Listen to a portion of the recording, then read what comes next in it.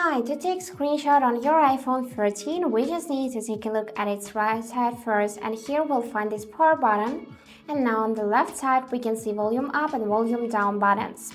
So for this screenshot we would need to press once power button and volume up buttons at the same time, like that, and the screenshot is taken. Here we can immediately draw something on the screenshot. We can send it to any person we want, to any app we want. We can delete it immediately.